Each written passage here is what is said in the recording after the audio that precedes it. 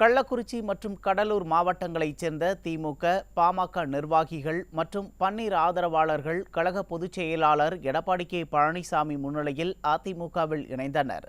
சேலம் நெடுஞ்சாலை நகர் இல்லத்தில் திமுக உள்ளிட்ட மாற்றுக் கட்சியினர் அதிமுகவில் இணையும் நிகழ்ச்சி நடைபெற்றது. கடலூர் மேற்கு மாவட்டம் மங்களம்பேட்டை பேரூர் கழக துணை செயலாளர் பாலமுருகன் ஏற்பாட்டில் பன்னீர் ஆதரவாளர்கள் கழக பொதுச் செயலாளர் எடப்பாடி கே பழனிசாமி முன்னிலையில் தங்களை அடிப்படை உறுப்பினர்களாக இணைத்துக் கொண்டனர். புதிய நிர்வாகிகளை கழக பொதுச் செயலாளர் எடப்பாடி கே பழனிசாமி வாழ்த்தி வரவேற்றார். இதில் புவனகிரி சட்டமன்ற உறுப்பினர் அருண்மொழி தேவன் உள்ளிட்ட கழக நிர்வாகிகள் உடன் இருந்தனர்.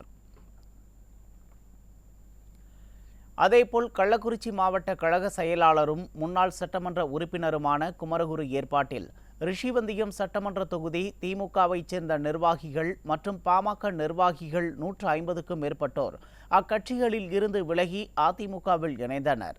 அவர்களுக்கு கழக பொதுச் செயலாளர் எடப்பாடி கே பழனிசாமி வாழ்த்து தெரிவித்தார்.